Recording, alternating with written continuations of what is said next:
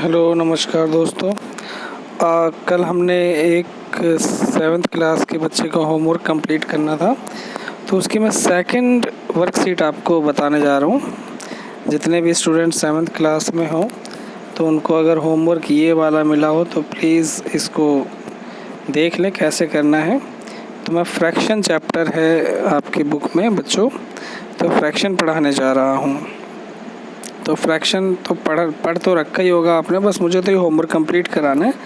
तो यहाँ पे देखिए पहला क्वेश्चन क्या है कि पहले क्वेश्चन में बोला है कि मल्टीप्लाई करना है प्रोडक्ट। आप लोगों को पता है ये प्रोडक्ट क्या होता है? तो क्वेश्चन बड़ी स्क्रीन कर देते हैं, ठीक है।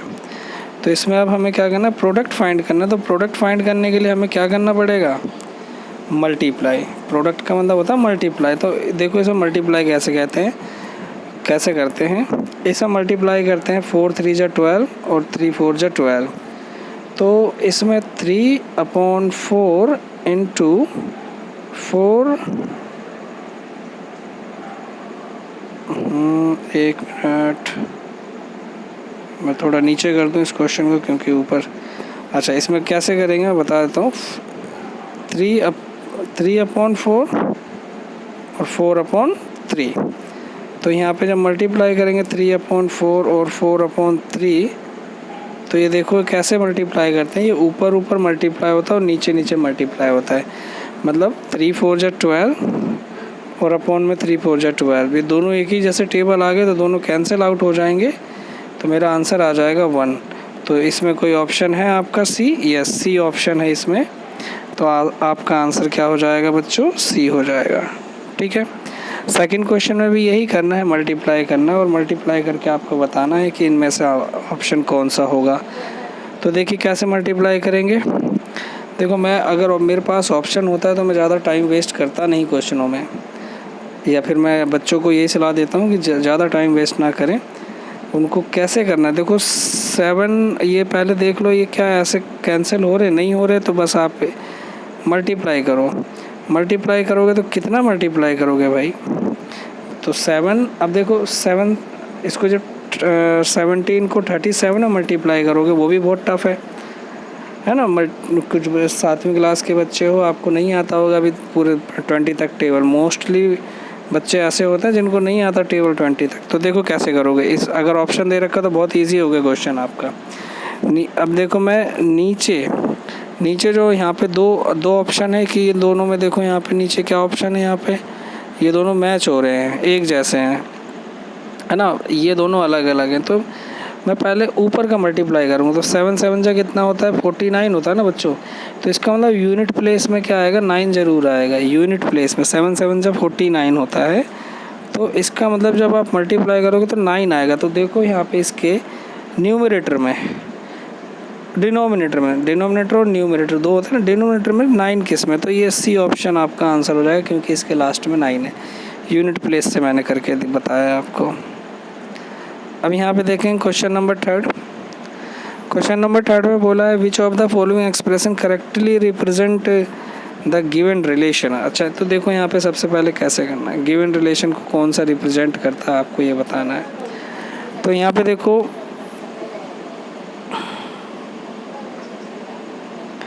कितने इसमें फिल हैं कितने नहीं हैं। तो यहाँ पे देखो 1 2 3 4 6 हैं।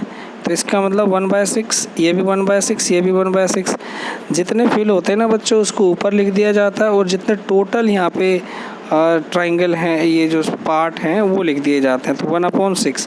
तो हैं कितने पार्ट? 1 2 3 4 पार्ट है। तो इनटू में आप क्या कर दोगे बच्चों? 4 कर दोगे। तो ऐसा कोई ऑप्शन है आपके इसमें? देखिए ज़रा, 4 × 1/6 = 4/6। ए ऑप्शन इसका आंसर हो जाएगा। चलिए आगे बढ़ते हैं। इसमें जब डिवाइड करते हैं तो याद रखना 2/3 इंटू, अब यहाँ पे डिवाइड का सिंबल है ना, ये डिवाइड का सिंबल, तो ये इंटू में चेंज कर दिया मैंने। तो जब डिवाइड करते हैं तो ये ऊपर चला जाता है और वो नीचे आ जाता है, तो 2/1 हो जाएगा। मतलब डिवाइड की जगह जब मल्टीप्लाई लगाएंगे तो ये चीज़ चेंज हो जाती है, सिर ऊपर पैर नीचे, ठीक है, ये याद रखना। तो इसका आंसर 4/3 आ जाएगा। तो 4/3 ऑप्शन बी ऑप्शन इसका आंसर हो जाएगा। चलिए आगे बढ़ते हैं। इनको बच्चों मल्टीप्लाई करना है तो बहुत आसान है, आप खुद भी कर सकते हो, क्योंकि नीचे देखो बेस दोनों के अगर सेम होंगे, अगर बेस दोनों के सेम है तो बस ऊपर ऊपर मल्टीप्लाई करना है। तो ऊपर मल्टीप्लाई प्लस करना है, तो इन दोनों को जब प्लस करोगे तो 5 आ जाएगा और नीचे भी 5 आ जाएगा, तो कट के 1 आ जाएगा। तो सी ऑप्शन इसका आंसर हो जाएगा। आगे बढ़ते हैं। एवल्यूट करना है, सिंपल है, मल्टीप्लाई, इसको भी मल्टीप्लाई करना है। देखो कैसे मल्टीप्लाई करेंगे आप, यहाँ पे 5 लिखा है, डिवाइड लिखा है, तो डिवाइड में देखो यहाँ पे इसको मिक्स फ्रैक्शन में दिया ना, मिक्स फ्रैक्शन को सबसे पहले एक फ्रैक्शन में चेंज कर लो, क्या हो जाएगा 3 2 6, 7/6, 7/3, तो यहाँ पे 7/3 लिखेंगे। अब मैंने बताया था कि जब यहाँ पे डिवाइड है तो मल्टीप्लाई लगाएंगे तो 3 ये आ जाएगा तुम्हारा, तो 15/7। तो ये मेरा आंसर हो गया, लेकिन ये मिक्स फ्रैक्शन में अगर यहाँ पे दिया था तो इसे मिक्स फ्रैक्शन में ही चेंज करना पड़ेगा। तो इतना आपका 7 है और अपॉन में 15 है, तो 7 को जब 15 से डिवाइड करोगे तो 7 2 जा 14, यहाँ पे 1, तो इसका आंसर आ जाएगा 2:1/7। तो इसका आंसर 2:1/7 लिख लेना आप लोग।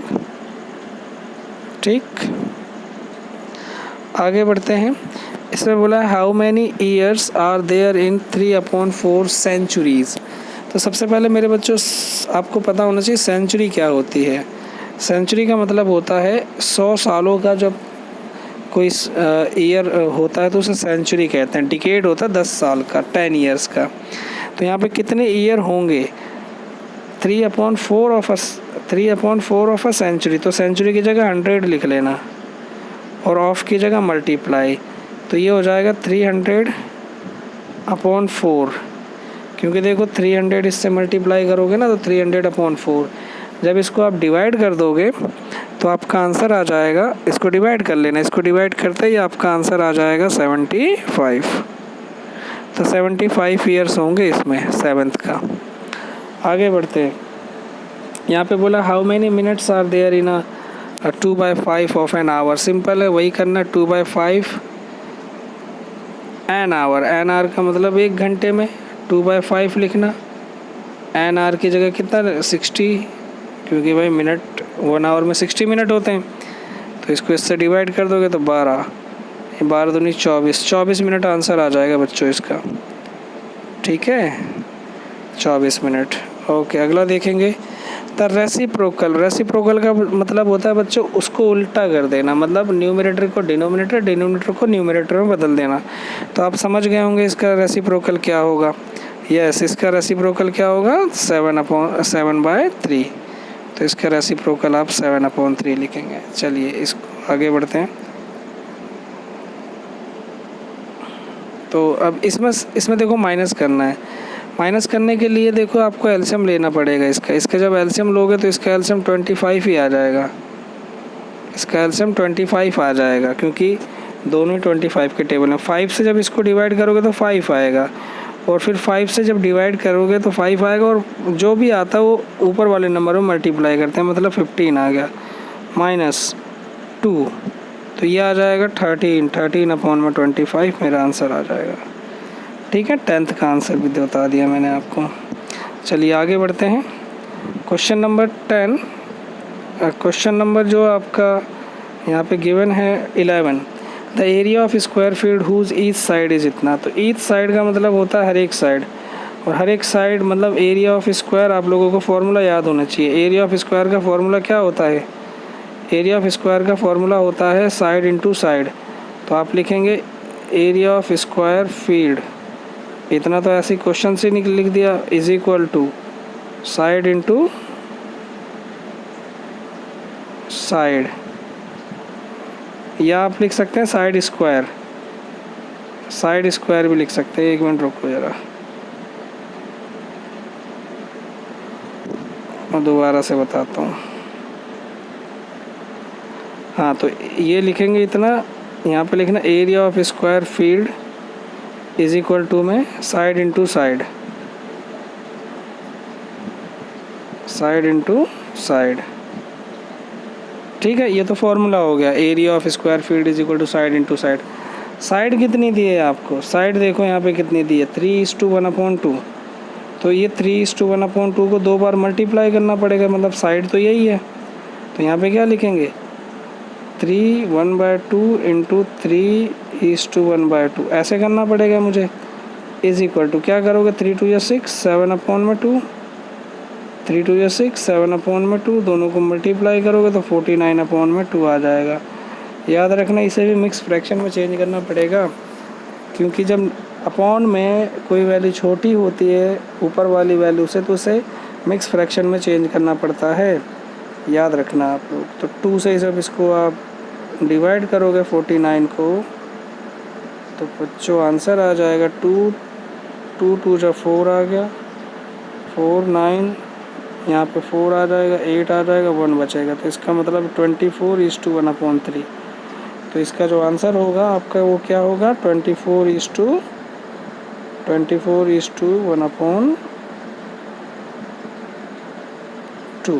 ठीक है, 24.5 इसका आंसर आएगा। चलिए आगे बढ़ते हैं। फ्रैक्शन, अब इसमें आगे बढ़ेंगे आप, तो इसमें क्वेश्चन में क्या दिया है, क्वेश्चन सबसे पहले आपको समझना है, the product of two proper fraction. कहाँ गया, हाँ अच्छा मैं 13 पढ़ रहा था। तो यहाँ पे 12 दिया है, रिप्रेजेंट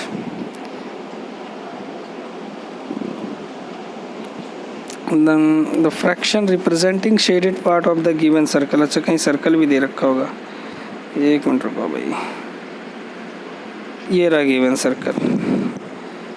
तो ये इस गिवन सर्कल में बोला है कि कौन कितने पार्ट यहाँ पे शेडेड है, फ्रैक्शन रिप्रेजेंट शेडेड पार्ट। तो शेडेड पार्ट आपको कितने दिख रहे हैं बच्चों, 1 और 2, 2 पार्ट शेडेड दिख रहे हैं, तो 2 लिख देना ऊपर। और अपॉन में कितने पार्ट है, 1, 2, 3, 4, 5, जितने भी इसमें खाली मतलब टोटल पार्ट लिख देना, जैसे 1, 2, 3, 4, 5, 6, तो 6, तो 1/3 इसका आंसर आ जाएगा। ठीक है,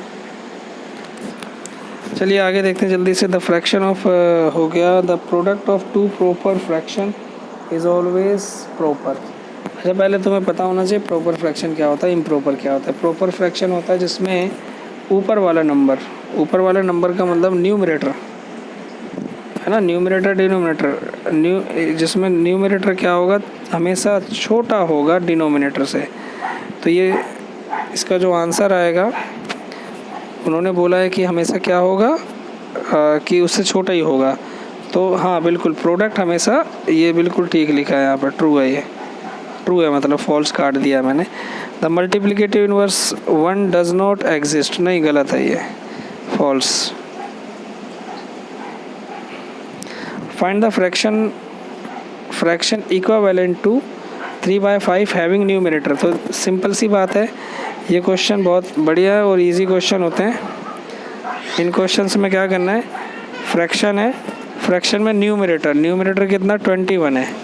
न्यूमरेटर क्या कौन सा होता है, ऊपर वाला, तो वहाँ पे आपको 21 लाना है बच्चों। यहाँ पे है कितना, 3, तो इसमें 3 में कितने से मल्टीप्लाई करोगे कि 21 आ जाए, 7 से मल्टीप्लाई करना पड़ेगा। 7 ऊपर मल्टीप्लाई कर देना, 7 नीचे भी मल्टीप्लाई कर देना, तो 7 3 जा 21 तो आ गया ऊपर और नीचे, लेकिन 7 5 जा 35 आएगा। तो मेरा आंसर आ जाएगा ये। ठीक है, next, a chip is rectangular shape. Chip जो है रेक्टेंगुलर शेप की है, जिसमें आपको ये और ये लेंथ और ब्रेथ दे रखा है, और फाइंड इट्स पेरीमीटर। तो इसका पेरीमीटर फाइंड करना है। पेरीमीटर फाइंड करने के लिए फार्मूला आप लोगों को पता ही है कि क्या होता है formula, perimeter is equal to 2L+B होता है ना। तो L की जगह ये रख देंगे, पहले इसको चेंज कर लेना किस में, फ्रैक्शन में, 3 6 7/3 आ जाएगा ये, प्लस 3 5/3 आ जाएगा। जब इन दोनों का एलसीएम दोनों का सेम होगा तो इसको सॉल्व करोगे तो कितना आ जाएगा, 2 × 10/2, और ये 3 है बच्चों, तो आपका आंसर आ जाएगा 20/3। फिर 20/3 को आप सॉल्व कर लेना, मिक्स फ्रैक्शन में चेंज कर लेना। ठीक है।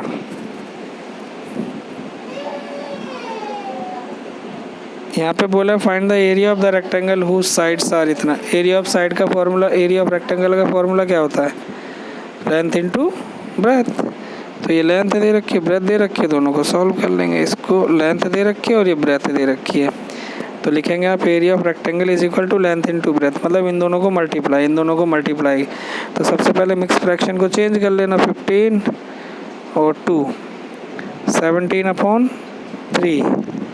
इंटू 12, 13, 13/4। इनको मल्टीप्लाई करके मिक्स फ्रैक्शन में बाद में चेंज कर देना। अच्छा, अगला क्वेश्चन है Abhinav finishes reading the letters in 1:7/8 hours while Anna finishes the reading the same letters in इतना। Who took the longer and how much time? तो सबसे पहले देखो ऐसे क्वेश्चन को करने के लिए क्या करना पड़ता है। यहाँ पे इसको सबसे पहले चेंज कर लेना फ्रैक्शन में। कितना हो जाएगा? 8 1 जा 8, तो 15/8 आ जाएगा ये। तो यहाँ पे जो अभिनव है इतना टाइम ले रहा है और अन्ना कितना टाइम ले रहा है? अन्ना ले रहा है 13/6। अभिनव ले रहा है इतना टाइम 7 8 15 15/8 और ये ले रहा है 13/6। अब हमें ये पता करना है कि दोनों में से कौन सबसे ज़्यादा टाइम ले रहा है। तो सबसे पहले बच्चों इनका ना बेस इक्वल कर लो आप। बेस इक्वल का मतलब है ये दोनों 6 है, तो इसको पहले इक्वल करना पड़ेगा आपको। यहाँ पे 6 और यहाँ पे 8 है, तो दोनों का एलसीएम ले लेना। तो दोनों के एलसीएम जब लोगे तो इनका एलसीएम 24 आएगा। तो यहाँ पे 24 लाने के लिए 4 से मल्टीप्लाई करना पड़ेगा और इसमें 3 से मल्टीप्लाई करना पड़ेगा। तो 15 3 जा कितना हो जाएगा? 15 3 जा हो जाएगा आपका 75, 75/24 और ये हो जाएगा 52, तो 52/24। तो अब आपको यहाँ पे नज़र आ गया होगा कौन सबसे ज़्यादा टाइम ले रहा है। यस, ये ज़्यादा टाइम ले रहा है, तो मतलब अभिनव ज़्यादा टाइम लेगा। और कितना टाइम ज़्यादा लेगा? तो इसमें से भैया इसको सब्ट्रैक्ट कर देना, आपका आंसर आ जाएगा। चलिए आगे बढ़ते हैं। Rohit can solve the Rubik's cube इतने minute, while Sneha solve the faces इतना minute. Who can solve the cube faster? भाई वही क्वेश्चन है ऊपर जैसा ही, आप खुद करेंगे इस क्वेश्चन को। मल्टीप्लाई द एक्सप्रेशन, इनको मल्टीप्लाई करना है। कितने क्वेश्चन बचे हैं? थोड़े से ही बचे, जल्दी से सॉल्व करा देता हूँ। मल्टीप्लाई, ये जो मल्टीप्लाई करना है देखो कैसे करेंगे, इनको मल्टीप्लाई करना है। तो सबसे पहले आप क्या करेंगे, जो मिक्स फ्रैक्शन है 5/21 आ जाएगा इसका, प्लस 2 × 15 और 2 17/5 आ जाएगा। इन सबको सॉल्व करना है। तो देखो ये कितना हो जाएगा, इसको इससे मल्टीप्लाई करोगे आप तो ये आ जाएगा 63/5 और ये आ जाएगा 34। तो यहाँ पर 34/5 इसको सॉल्व कर लेना आप, तो एलसीएम लेके सॉल्व कर लोगे आप। सेम यहाँ पे शेड करना है इसको, 3/4 the stars in the adjoining figure. तो 3/4 द स्टार है ना, तो इसका मतलब बच्चों ये बहुत ही ईजी होता है। बस आपको यहाँ पे क्या करना है, इनको काउंट करो कितने स्टार्स हैं। तो यहाँ पे 2 2 4 4 3 जा 12 स्टार्स हैं। तो 3/4 का मतलब है उसमें 3/4 से मल्टीप्लाई करो, तो 4 से कट हो जाएगा तो 3, तो 3 3 जा 9। तो 9 स्टार्स को क्या कर देना, शेड कर देना, उनमें कलर कर देना या जो भी है। ठीक है, आगे बढ़ते हैं। Find the value of the expression, इसको भी आपको सॉल्व करना है। इसमें क्या करना है, सबसे पहले इन दोनों को मिक्स फ्रैक्शन वालों को सॉल्व करके मैं यहाँ पे दिखाता हूँ। तो ये हो जाएगा 12 और 14, 14/4 मैं इंटू लिख देता हूँ या डिवाइड इंटू लिख देता हूँ। तो 4 और 5, यहाँ पे 5/4 नहीं तो 4/5 लिखना पड़ेगा मुझे। ये 4 से 4 कैंसिल हो जाएगा, तो यहाँ पे आंसर आ जाएगा 14/5 और साथ में ये वाला इंटू भी है, तो ये हो जाएगा आपका 4 8 9 9/2। इसको इससे कट कर देंगे तो 7 आ जाएगा। तो 7 9 जा 63, 63/5 मेरा आंसर हो जाएगा। इसे मिक्स फ्रैक्शन में कुछ चेंज कर लेना। यहाँ पे देखो find the distance covered by a car इतने hours if travels at a uniform speed. अब देखो बच्चों, आप लोगों को इसमें फार्मूला पता होना चाहिए। स्पीड दे रखी है और ये क्या दे रखा है, टाइम दे रखा है। तो डिस्टेंस का फार्मूला होता है स्पीड इनटू टाइम। तो एक काम करना, ये टाइम है, टाइम इनटू स्पीड कर देना, आपका आंसर आ जाएगा। ठीक है, हो जाएगा। सलीम स्पेंट इतने hours on homework per day such that 1/4 hour of this time was spent on English. How much time did she spent other subject. Simple है, आपको समझ आ गया होगा कि सलीम जो अपने काम को करने के लिए क्या करता है, इतना आवर लेता है, 2.5 घंटे लेता है, और इतने आवर वो क्या पढ़ता है, सिर्फ इंग्लिश पढ़ता है। तो बाकी सब्जेक्ट के लिए कितना टाइम देता है, तो इसमें से इसको माइनस कर दो, बाकी सब्जेक्ट का टाइम आ जाएगा आपका। ठीक है, ये हो जाएगा। आगे देखते हैं। अब यहाँ पे लास्ट क्वेश्चन आपका है 25th में बोला है कि 2400 peoples attended a wedding reception. 7/16 of them were men and 13/24 of them were children. The remaining were ladies. What fraction of them were ladies? Ladies कितनी थी? Also find the number of ladies. Ladies का आपको क्या find करना है बच्चों? Ladies का आपको नंबर भी फाइंड करना है, फ्रैक्शन भी फाइंड करना है। तो सिंपल है, तो आपको समझना पड़ेगा क्वेश्चन में क्या बोला है। हमारे पास ये जो फ्रैक्शन है ये किसका है, ये है जेंट्स का, मैन का, और ये है चिल्ड्रेन का। तो इन दोनों को ऐड कर लेना। और लेडीज़ का फाइंड करने के लिए याद रखना, लेडीज़ का जब आप फाइंड करेंगे तो 1 में से इन दोनों को माइनस कर देना, तो लेडीज़ का फ्रैक्शन आएगा, और जो भी फ्रैक्शन आएगा इससे आप मल्टीप्लाई कर देना, आपका आंसर आ जाएगा। ठीक है, ओके, थैंक यू।